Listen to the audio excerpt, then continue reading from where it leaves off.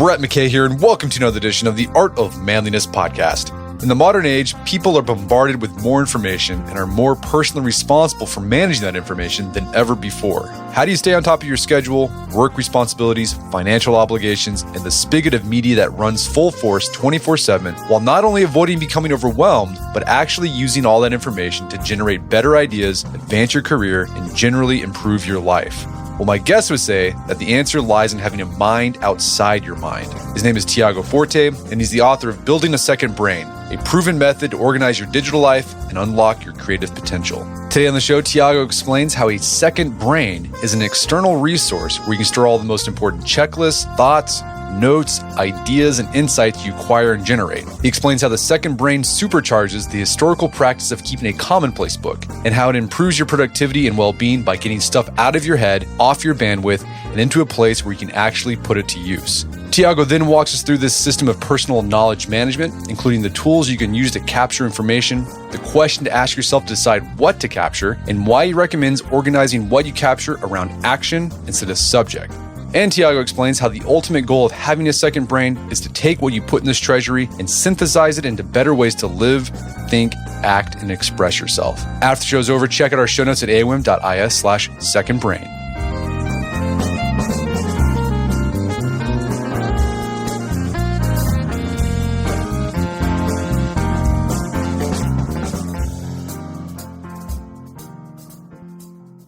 All right, Tiago Forte, welcome to the show.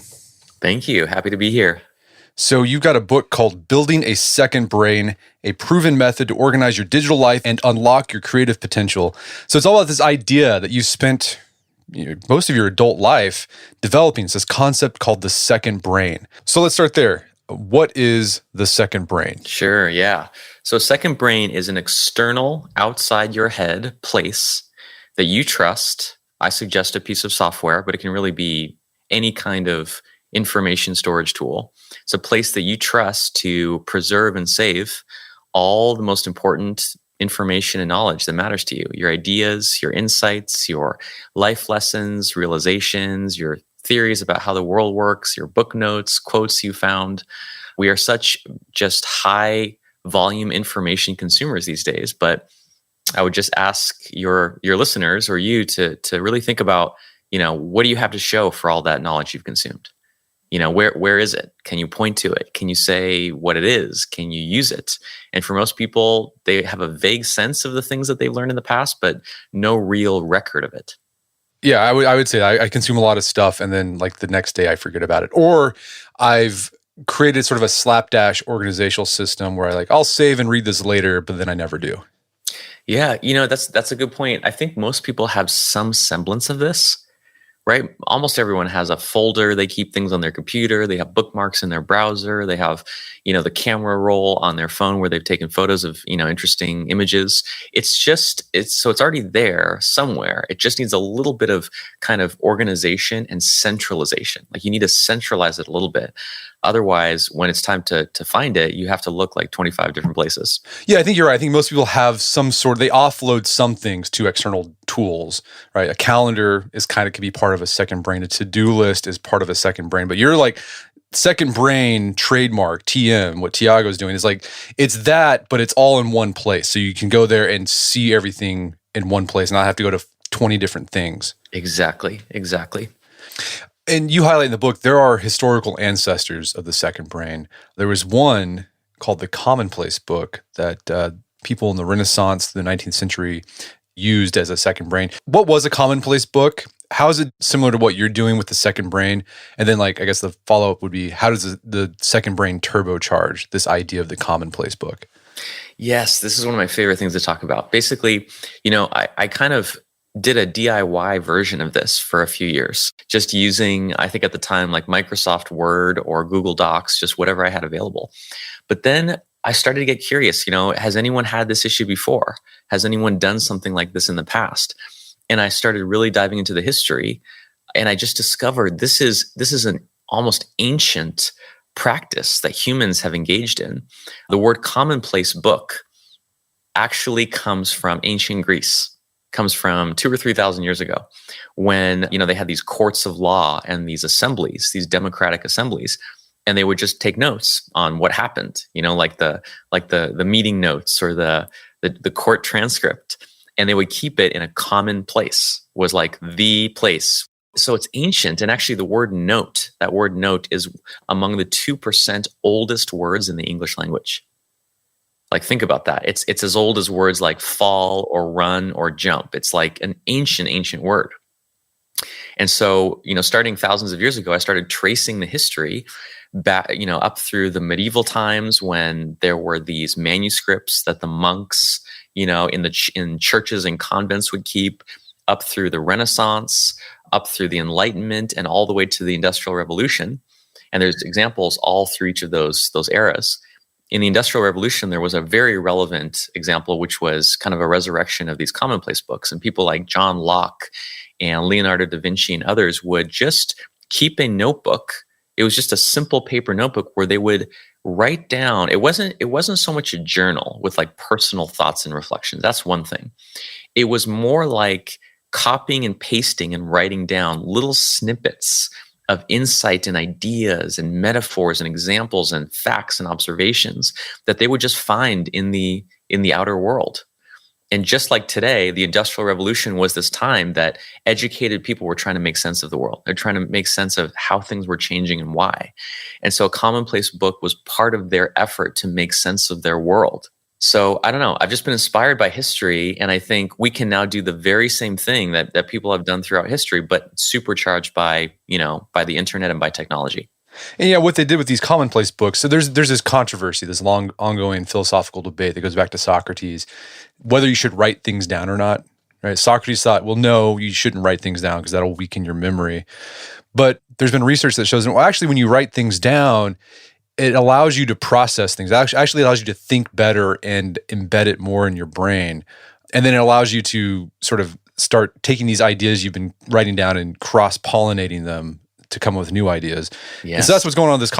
So I think a lot of people think, well, why would I want to just like record everything because I'll just forget about it? Actually, no. By recording it actually helps you remember. Oh, absolutely. In fact, I cite in the book, there's multiple studies that show the act of writing something down has just tremendous benefits. Just writing it down. Like, no one else even has to see it. You don't even have to see it in the future. The moment you write something down, the study that I cite shows benefits to your health. People who were in hospitals recovered faster. People who didn't have jobs got jobs faster or got promotions faster. There were benefits to your blood pressure, to your sleep, to your objective physical health by essentially just getting the jumble of thoughts and emotions and worries and anxieties in your head and just externalizing them, offloading them into an external source. So that's one thing. That's a great benefit that you get immediately. But then what I'm saying is you can get that benefit, but then also you additionally get future benefits, such as reviewing and reflecting on what you learned in the past, such as incorporating what you've written down in the future into your writing or into your speaking or into your product development or into your business building. So it's like you get some benefits now and you get some benefits later, which to me is a pretty good deal. And you make the point, this is important for people who are living in the 21st century to do, because as you said, we have a glut of information. And a lot of books have been written about sort of like personal finance management, personal time management. But you say now is the time people need to start thinking about personal information management. Exactly. Yes. Yeah. You look at the past few decades of history, it's like one by one, these practices have gone from only for companies or organizations or only for the elite and kind of been democratized and found their way onto the individual level. The ones you mentioned, finance used to be for the CFO of a huge corporation. Now, each of us has personal finance. We have the tools and the knowledge to think about our personal investment portfolio and our personal spending. The personal computer. Right, computers used to take up a whole room and could only be the only people who could afford them were huge companies. Now each of us has practically a supercomputer on our desk and in our pockets. So it's like one by one, these superpowers have been democratized. I think it's time for personal knowledge management. In the past, knowledge management was something huge companies would think about. How do we, share knowledge across our divisions, across our teams? But now, one individual has access to so much information, so much knowledge that we can, and I think must, start to think about, how does information get shared across my life?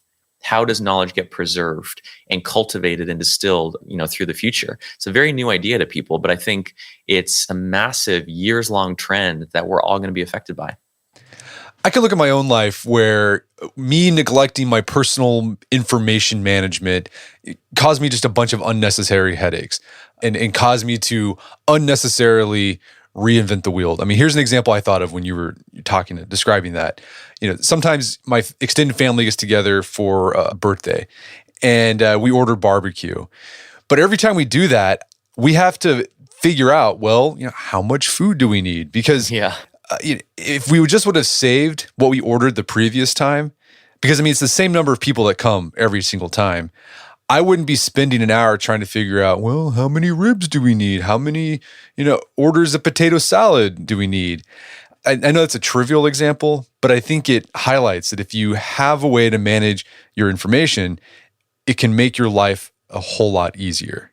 No, I love that example. These are some of my favorite examples.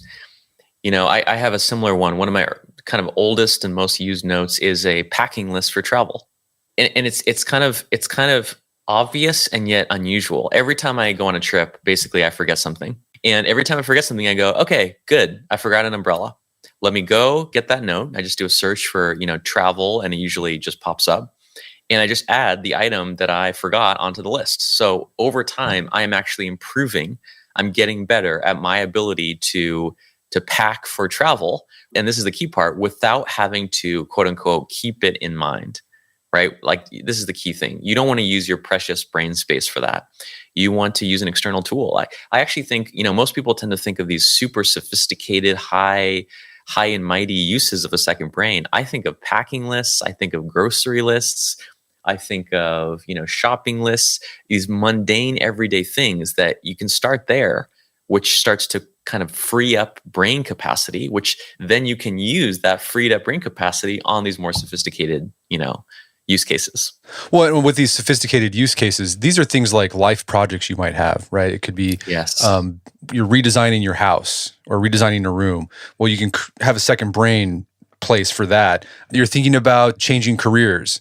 Well, if you have all this information that you've collected, you're able to start seeing connections between different stuff, and you're able to better make decisions because you have all the information at your fingertips. Oh man, I wish more people would understand what you just said. This is kind of one of the deep implications of this is, it's like, we are one holistic human. We tend to wear different hats. You might be, I have a hat, a father, and then a husband, and then a business owner, and then a writer. You might have a dozen or more different hats you wear. But it's one soul, it's one human being, one psyche that is in common between all these things. And so this often happens when people have been using their second brain for a while, some weeks or months. They start to notice what you just said, patterns, right? They start to notice, there's a pattern across these different areas of my life, such as something that I seem to be interested in, or a question I'm passionate about answering, or the same lesson or principle that keeps popping up again and again.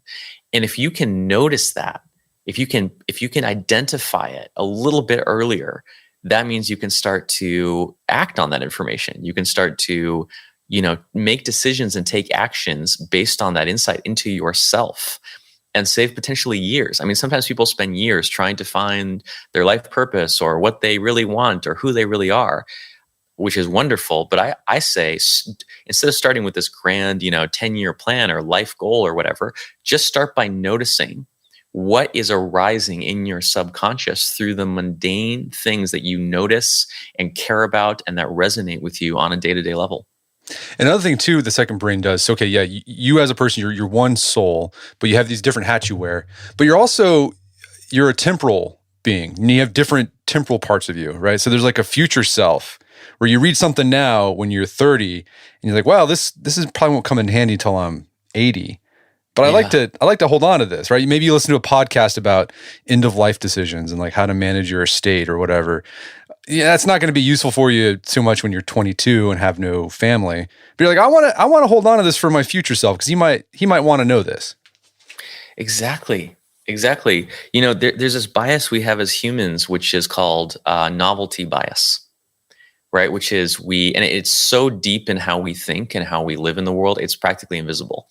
If you think about anytime you make a decision or take an action, most people, most of the time, are relying on information that they just encountered, right? Like this hour, or maybe today, or maybe in the past week. And that's completely natural. That's what you have top of mind. That's what you can remember. But when you go to make a decision, let's say about your career, your business, what are the chances that the best idea, the best choice is one that you thought of just now, just recently? So I kind of think of, along the lines of what you're saying, I think of a second brain as a system for countering novelty bias, right? It's like the antidote. I find when I'm working with my notes, I'm just as likely, and often people who work with me point this out, they notice it. I'm just as likely to use a digital note from 5 years ago as one from this year. I'm just as likely to use an idea from 6 months ago as one from this month, which is so unusual, but that's kind of what a second brain is all about. All right, so let's start walking through the process of building and maintaining a second brain. And I think the thing that people, they get hung up on, at least this has been my personal, I'm universalizing from my personal experience. The thing that you get hung up on is the software or apps you're going to use for your second brain. Because you go online and you might search like personal information management software, and you're going to see like 7 different options. Is there one best note-taking second brain app out there, or is it just whatever works for you? There so is not one app to rule them all.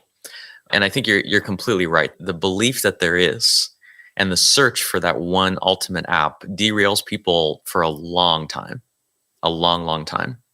So a few things. So first, I think it's important to recognize that your second brain is not one app. It can never be. I mean, the average person uses between 1 and 2 dozen apps, software programs per day. Think about that. Some for writing, Google Docs, some for reading, the Kindle app or a Read Later app, some for storing information, some for sharing information, social media sites, editing programs, Photoshop, all these different software programs. And to think that those are all information management apps, all of them. So to think that you're going to replace all these highly capable, specialized platforms with one is just ludicrous.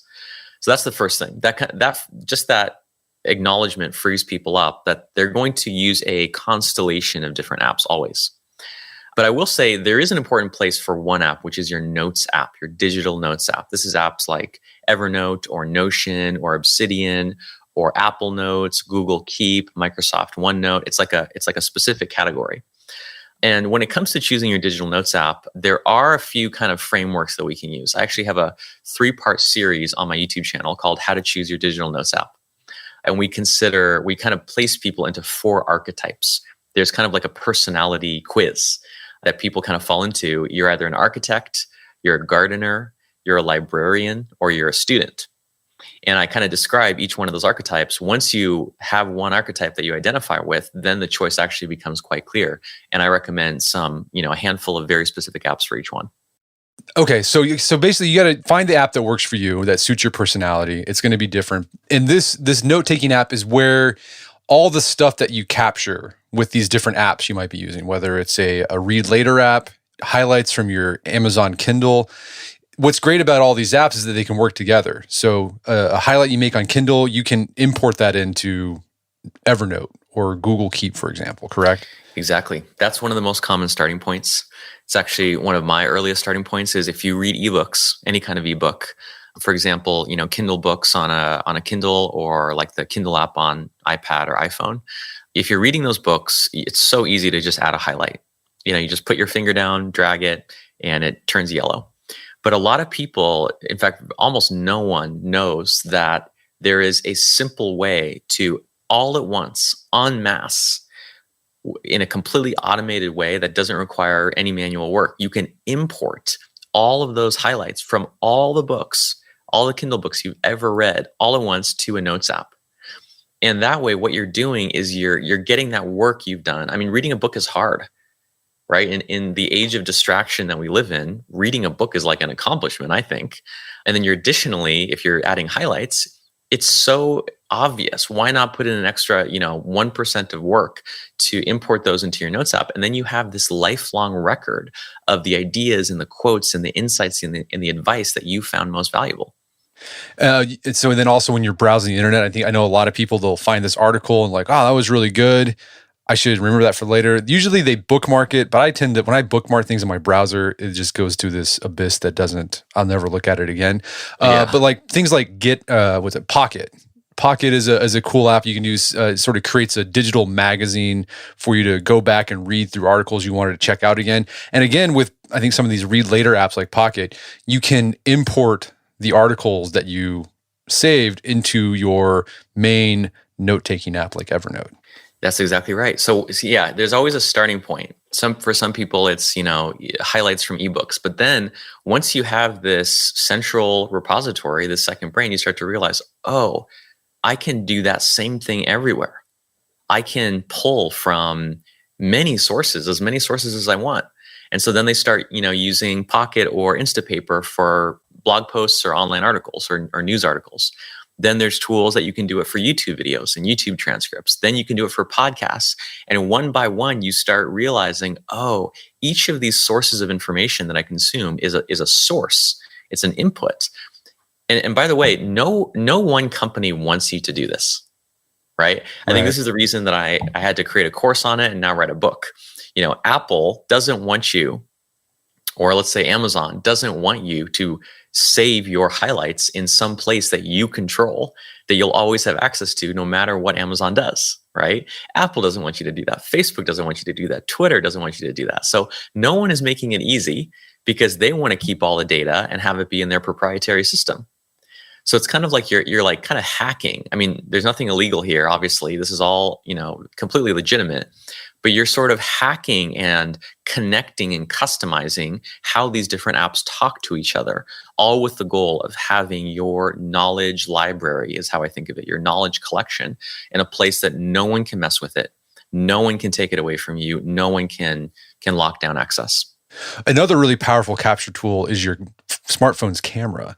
These things, I figure this stuff out whenever I'm taking pictures randomly. I just figured out recently the iPhone, when you take a picture and there's text, like it recognizes that it's text and it'll be like, do you want to save this as a note? And I'm like, this is voodoo stuff. But like, that's the same thing. You can use your smartphone to take pictures and import text to your notes. I've done this before. Like if I've been whiteboarding with a group of people, take a picture of the whiteboard and then use that in my notes. Exactly. I mean, I couldn't agree more. The camera on your smartphone is probably the most effective, what I call a capture tool that has ever been invented. I mean, it is perfect. It's always on you, right? It takes no special effort to use. All of it gets saved, which, in a central place, which is your camera roll, and, probably synced to Google Photos or Apple iCloud or somewhere. Those photos are easily shareable. They can be edited. As you said, there's new features coming out all the time where it can read text, which can then be copied and pasted. I mean, it is it's an incredible era for this idea of knowledge capture. I think your camera smartphone is the ultimate capture tool. We're going to take a quick break for a word from our sponsors. And now back to the show. Okay, so we've talked about the tools you're going to use. You're going to have one note-taking app that's going to be sort of the central location for your second brain. And then you can use varying different other apps to collect information. Let's talk about the process of building your second brain. And you have this method called CODE, which is an acronym. And the C in CODE stands for capture. And we've been kind of talking about how to capture, the tools you're going to use to capture. But let's talk about this. What sorts of things are we capturing? Like, how do we decide what we should capture? I think this is another place people can get overwhelmed. They're like, well, I'm going to capture all the things. And then your second brain becomes useless because you just have the whole universe in your second brain. That's not useful. So how do you decide what to capture and what not to capture? Yeah, great. So as we just talked about, capture has become radically easier in the past just 10 or 20 years. We capture all day long, whether we want to or not, right? Every email which enters your inbox in a way is being captured. every tab in your browser, every photo you take on your smartphone, every file or PDF that you download, every bookmark that you save, all of it is being captured. But then that creates a new problem, which is then what to do with the immensity of information that you've captured.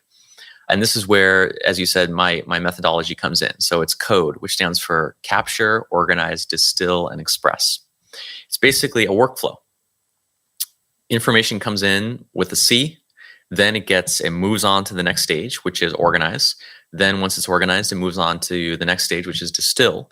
And finally, it ends up at express, which stands for expressing those ideas or that knowledge through your own choices, your own writing, your own speaking, your own productivity.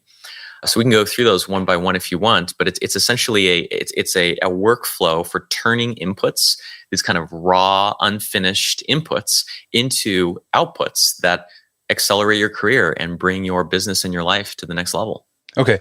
So yeah, I want to talk about this. So capturing, it's really easy. I think in the book you talk about, you should just, when you're first starting out with this, like capture with abandon, like get in the habit of capture something like that. I feel like I should capture that. Then go ahead and capture it. It might be more than you really need, but it's getting you, it's helping you develop that skill of capturing. But then as you do this second brain process, this code process, you'll begin to refine. You'll be able to figure out kind of like, well, I actually don't need to capture that. I don't need that. You say here, like on average, you capture just 2 notes per day. That's it. Yep. And I think most people will probably get to that point because you've been doing this for years. So you really know what's important to you and like what you need to capture and what not to capture. I think that's exactly right. So yeah, most people go through a couple stages. They go through an information hoarding stage. It's kind of like, house hoarders. They go a little crazy with it. They kind of capture everything and just all things, which I think is actually fine. It's actually good to go through a period of information gluttony because you sort of see all the possibilities. But then most people, if they keep going, quickly realize just by seeing all the stuff that they've accumulated, that there's really no point to that. There's really no point. If you capture everything, you might as well capture nothing, right? If you value everything equally, then you're really valuing nothing. What it means to build a second brain is to take on what I call the mindset of a curator. So think of a curator. A curator, so let's say of a museum, is very, very picky. You don't just take up anything off the street. You make curating choices. You're very selective, very picky, right? There's this principle that in any set of information, the value is not evenly distributed, right? When you read a book, the value of the information is not evenly distributed. As you listen to this podcast, the value of what I'm saying is not evenly distributed. Some points are much, much more valuable than others. And if you follow that principle, it tells you what to capture. Right. And yes, this takes practice. It takes judgment, it takes wisdom, honestly, but it is a skill. And it's a skill you can get better at over time simply by asking yourself. The question I always ask myself is, what is the 1% of this that holds most of the value? The 1% of this book, this podcast, this course, this life experience. And instead of trying to write down 100%, which will just, create all this work in the future for me to make sense of, I just try to write down the 1% best points. Gotcha. Okay. So that's capture. This is a skill you're going to develop. So when you're first starting out, capture a lot. As you do this code process, you'll refine what you capture. The next part of this code process is organize. And this is where I think a lot of people get stuck. They say, oh, I got all this stuff. Now, how do I organize it so I can find it when I need it? And I've had this problem. I've tried different things where I've got these phases where I'm like, I'm going to digitize all my paperwork that I have. So I've created like this digital file cabinet. And then it's just so, I don't know how to, or I'm like, okay, do I have like a business folder? And then how do I subdivide the business folder? And you say that sort of old school file cabinet mentality, not particularly useful. You offer something, a rubric for organizing that is based around action. Why is organizing around action more effective than organizing by, topics or whatever? Yeah, I think there's a lot of, in fact, this is the exact situation that most people are in when they come to me. They've captured a bunch of stuff and it's like, now what? And the framework that I have is called PARA for how to organize. That's PARA. I'm a big fan of 4-letter frameworks, if you couldn't tell. And that stands for basically the categories of action in your life. Every person that I've met so far has these 4 things: projects, the things that they are trying to achieve or build, the outcomes they're trying to create. They have areas of responsibility, things that they're responsible for kind of more long-term over time. They have resources, useful kinds of information that they draw on to both manage their areas and move forward their projects. And then they have archives. They have stuff from the past that they want to keep around for reference, but otherwise don't want to clutter up their space. And I think the reason Para has been so impactful, and it's definitely, the single thing that I've created that's most popular. It's the most popular blog post on my blog, the most popular single idea, is that most people try to organize information according to subjects. And I think this comes from school and it comes from libraries, right? They think, okay, this goes under design, this goes under psychology, this goes under goals, this goes under, marketing, this goes under entrepreneurship. It's like they act like they are the librarian who's making the shelves in the library. And that really doesn't work. It really doesn't work, because what I'm focused on is personal knowledge management. That personal is the key. The way that an individual should organize knowledge is completely different from a team, a company, an organization, a library, or a government. And the main difference is that the reason it's worth capturing information as individuals is to advance our goals. I really think that is the main purpose. We're trying to live a better life. We're trying to achieve certain things in our work or our business. And therefore, all information should be organized according to those projects and those goals. Okay, so give us an example of a project. I mean, this is something that's discrete. It'd be like, I'm thinking like build a website, for example. Yes, so I love it. Let's do a concrete example. So here's an example. Many people would come across a quote. This is a common one. Let's say in a book, they highlight a quote and they say, this is cool.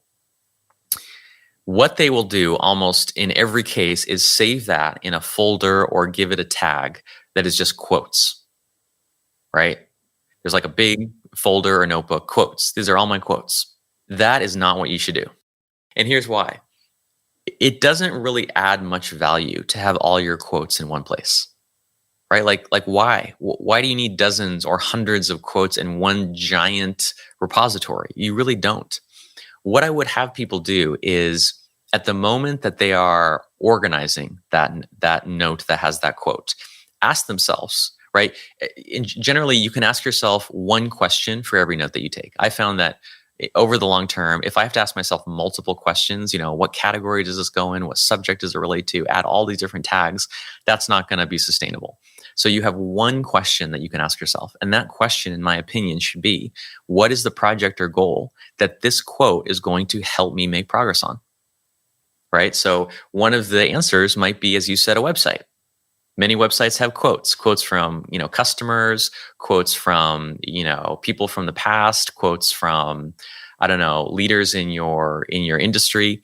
So just take that one moment and ask, what is the project, such as a website, that this quote is going to be useful, and put it in the folder or add the tag for that specific project, which means later that day or week or month when you come to work on that project, instead of being like, oh, gosh, let me think of some good ideas from nothing, you're starting with this kind of like batch of ready-made ideas, including quotes that you've already prepared for yourself.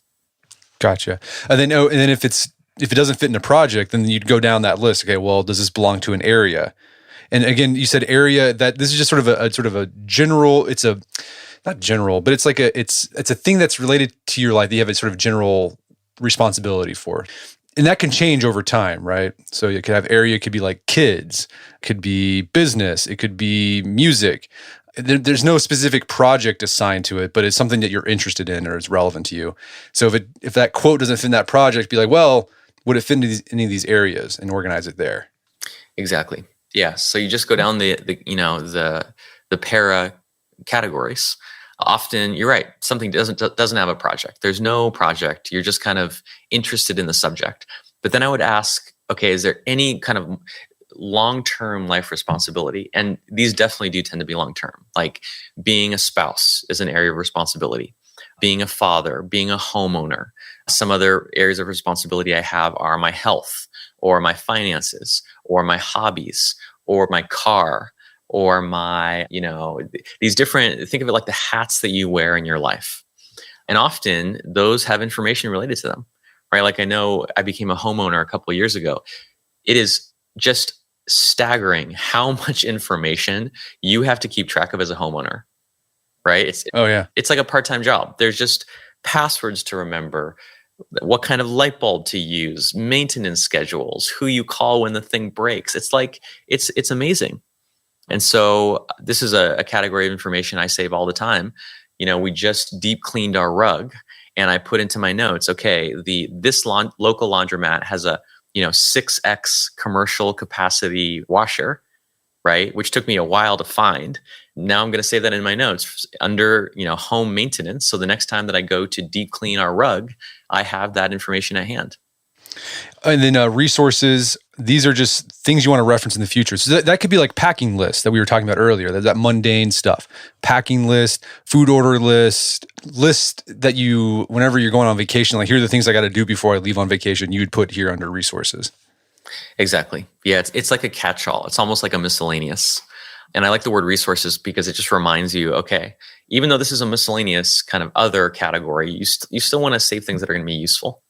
Right? Like I save stock photos. So when I go to make a thumbnail for a blog post, I have that ready. I save packing lists. I save ideas of Christmas presents, that I find throughout the year. So when December comes around, instead of, oh, shoot, what do I get so-and-so? I just go into my Christmas presents, notebook, and I have all sorts of ideas. People, my family and friends think I'm the most thoughtful gift giver, when in fact, I just have a place where I save, ideas of good Christmas gifts. It's everything that you're interested in, everything that you're curious about, everything you're learning about, which is all important. You just don't want it cluttering up your more actionable categories like projects and areas. It's kind of like tucked away, kind of out of sight, out of mind, but it's there when you need it. And then you have the archives, and this is for completed projects, or maybe there's an area of your life that you no longer have an interest in, or it's no longer responsibility for. And that's useful to keep because, you can share that stuff. Like that can be useful for someone else. So if someone else is doing a similar project, like, well, here's the things that I used with that project. Or let's say, I'm thinking about this with an area. So maybe an area is father. Well, you'll always be a father, but there's a certain point in your father career where your kids are out on their own, and you're not thinking about baseball practice and buying clothes for school. But you can archive that stuff because maybe your kid will want to use that, or maybe you've got a young mentee that could use that information. Totally. Yeah, I think that this is both the amazing thing and the hard thing about digital information is you never really have to throw anything away. Right? This is different from like organizing your house. Like if you're familiar with the Marie Kondo, KonMari method, her method is a method for throwing things away because you have to, because physical space is fundamentally limited, whereas digital space is not. As fast as we accumulate information, the storage space that we have access to on our hard drives, on external drives, in the cloud is always increasing. So you never really have to throw anything away. But that creates this problem where just because you don't have to throw something away, our digital world, our digital spaces start to fill up with so much junk that we can't even see the forest for the trees. We can't even, wade through the chaos and complexity of all this stuff. And so the archives, I think of it like cold storage. It's like the basement that you never go into, that is dark, barely visited. You still want to keep stuff, but you want it to be nowhere in your space, nowhere cluttering up what you're doing. So every time, like you said, you finish a project or you cancel it or you postpone it, or an area of responsibility kind of becomes no longer active. For example, you move out of a house, or a relationship ends, or you just move on to a new phase of life. You just get those folders. You don't have to do extra work. You definitely don't have to organize them because they've just become inactive. You just move them en masse in 1 second over to the archives. And that way you always have access to anything from the past, but you also have a clear space to be productive. Okay, so that's organize. So we've done capture, we've done organize, and it sounds like you can capture and organize at the same time. This can be one movement. You take a picture, and then you put it into that para framework. The next part of code is distill. What do you mean by distill? Yeah, so this is the one that people most often miss, right? They see capture, okay, that makes sense. Organize, that makes sense. But then distill, that's not a word that we use, commonly day to day. And what it refers to is a really critical thing when you're dealing with this volume of information, right? Like the average person consumes over 30 gigabytes of data per day, the equivalent of 174 newspapers every single day. When you're dealing with these kind of industrial, quantities of information, if you only collect and collect and collect, no organizing system is ever going to save you, right? Even the best organizing system eventually will be completely overwhelmed. At some stage or another, and I like to do it after organize, you have to distill. You have to boil. What that means is you boil down the contents of your notes to their essence. You decide, you distinguish between the points or the ideas or the parts that really truly matter, that are really important and interesting and surprising, and everything else that isn't. You can think of it like finding the signal in the noise, finding the most important juice from that note. And this takes skill and it takes judgment. But until you do, you're not really going to be able to move on to the final step, which is to take action on those ideas. And so the distilling, this involves, you can say that you saved an article from some website you read. You can go back and just bold passages that you think are important. You can highlight passages that you think are really important. But you said like the best thing you can do is take that article, read through it, and then come up with an executive summary yourself, like so just 4 bullet points that summarize what this article is about and why it's important to you. Exactly. Yeah, it's highlighting. Everyone knows what highlighting is. Everyone has done highlighting. Highlighting is kind of in some ways the universal language of distilling, right? When you're reading a book or let's say a textbook in school, you come across a highlight, whether it was made by you or someone else, you know what that means. You know that it means this is an especially important point. And so what I advise people to do is get that, very common practice and just apply it to digital notes. And the point is, when you come across that note in the future, like you said, let's say it's an article, even if you've saved only the most important parts in the first place, in the middle of your busy workday, you're not going to have the time to go back and read, 500 words of excerpts from this article. You're just not. It's just not realistic. You don't have the time, and it's not a good use of your time. And so the rule of thumb I use is it has to be glanceable. You have to be able to see a note and in like 5 seconds, be able to grasp the gist. What is this about? What is the main takeaway? What is the headline? If you can't do that, you're not gonna spend the time, you're gonna move on, and all the benefit of that note-taking was lost. Okay, so you've distilled it. Next part of the code process is express. What do you mean by that? What's going on here? Yes. So express is the final and kind of culminating step. It's the reason all this is worth doing. It's the reason, people ask, well, what is the point of all this? What is the purpose? Yes, it is to offload, details from your memory. Yes, it is to have more peace of mind, not trying to keep track of everything. Yes, it is to be more productive. But in my opinion, in my experience, that is just the starting point. The ultimate point of all this is to express yourself. It's to express, it's to take in all these ideas from the outer world, yes, but then you combine them with ideas and insights from your inner world, and then those merge together and get synthesized into something much greater, which is something that you want to communicate to others, to the world. It might be telling your story. It might be creating a product or a service. It might be the way that you lead and manage your team. It might be the way that you communicate with your family. Communication is one of the most fundamental parts of all human life. And for me, the point of building a second brain is to do that more effectively, to express yourself more succinctly, more powerfully, more compellingly, and with more effectiveness. Yeah, you say this express, the goal is to create an intermediate packet, which is, you call it, it's a concrete individual building block that make up your work. So you can take these intermediate packets that you've made from capturing, organizing, distilling information, and as you said, you can take them and start playing with them, remixing them, coming up with new ideas, because now this information is easy to retrieve, easy to manipulate now that you have it in your second brain in a distilled format. That's exactly right. Yeah, my inspiration for this was Legos. Most people have played with the little plastic blocks known as Legos. And if you remember when you were a kid, you'd come upon this pile of Legos and you didn't know what you were going to create, right? You, in many cases, didn't have a plan, didn't have a goal. Kids tend to not be very goal-oriented. They tend to kind of move toward what excites them, move toward what interests them, their curiosity. And we can do that as adults too. We can move and we can create our digital environment in such a way that we can move toward what we're passionate about, what we care about. But there is something we can do to make that much easier, which is, as a kid, the more blocks that you had and the more diverse and different and unusual those pieces were, the better, right? You knew that you could create something much more interesting and exciting with 1,000 blocks versus 100 blocks versus 10 blocks.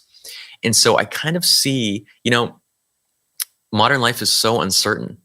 We don't know where it's going to lead. We don't know what the next stage of life is going to bring. We often don't even know the goals and the interests we're going to have in the future, right? I don't want to try to predict what's going to happen in the future. I just don't know. But what I do know is what can make any future endeavor so much easier is collecting these building blocks, is collecting these little snippets of knowledge from the stuff that I'm already consuming and already experiencing, so that when it comes time to create that website or to give that speech or to write that, essay or to make that decision, I'm never, ever, ever starting from scratch. That's what I think we want to avoid, is starting with a blank page, which is so terrifying. We want to start with this batch of creative raw material that we've already collected. And it just makes it makes it so you can take new things on so much more effectively and also with so much more ease without having to kind of reinvent the wheel.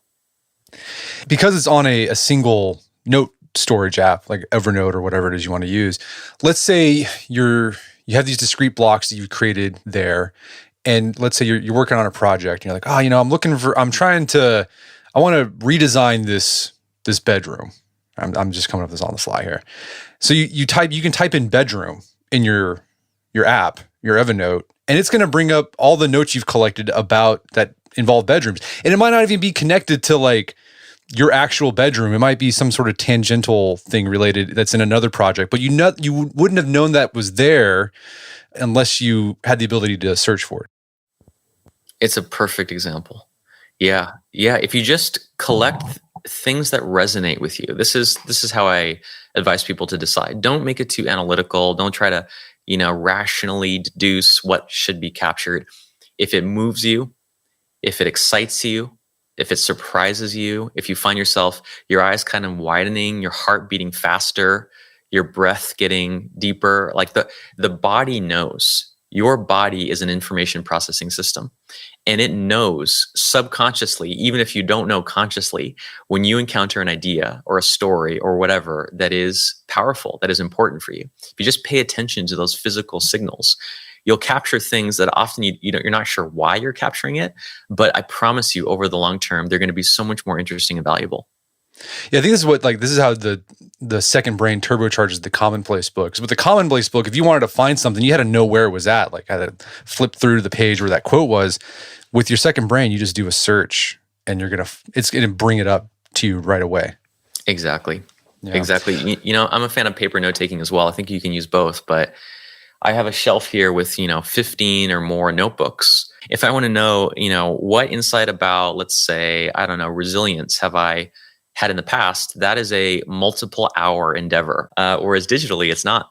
Yeah. Well, let's say you got your second brain, you've built it, you're coming up with new ideas with these intermediate packets that you've developed because you distilled things down. How do you maintain your second brain? Are there any maintenance routines you got to run through so that it's always in tip-top shape? Yeah, that's a great question. The one thing that I do really for maintenance is just go through my inbox, which is what's called the default folder. Most notes apps have one designated place where new notes get saved, get captured, right? And what I do is just go through my inbox one note at a time, making one decision about each note, which is what project does this relate to? If none, what area does it belong in? If none, what resource does it go into? Takes maybe 5 minutes per week. And that's really it when it comes to periodic maintenance. There are a lot of other things you can do and should do, but they're really just part of your projects. Right? Like it could be useful, for example, to the example I was using. I might want to, let's say I'm going to write an article on resilience. I probably should go through a bunch of different notebooks and try to find, or folders, and try to find everything that I've learned about resilience. But I shouldn't do that just because. I shouldn't do that just because I have it on a checklist. The right time to pull together all those ideas is when I'm getting ready to execute that project. This is the thing. Once you have everything in your second brain, you can kind of leave it kind of messy and kind of loose. And you should, because you don't know what the future is going to bring. Wait until you're actually starting on something. Use that momentum and that energy to kind of, it's almost like you're reorganizing your second brain a little bit, trying to find a pattern that may, a pattern of notes, a collection of notes that may reside in a bunch of different folders. But it's really quite light touch and quite what I call just in time. You take these little organizing actions just in time when you actually need that information. I love it. Well, Tiago, this has been a great conversation. Is there some place people can go to learn more about the book and your work? Yes, you can find everything, including the free content that I have, our YouTube channel, our podcast, and of course the book, which has just come out at buildingasecondbrain.com. Fantastic. Well, Tiago Forte, thanks for his time. It's been a pleasure. Thanks so much, Rhett. My guest today was Tiago Forte. He's the author of the book, Building a Second Brain. It's available on Amazon.com and bookstores everywhere. You can find more information about his work at his website, fortelabs.co. Also check out our show notes at aom.is/secondbrain, where you can find links to resources where we delve deeper into this topic.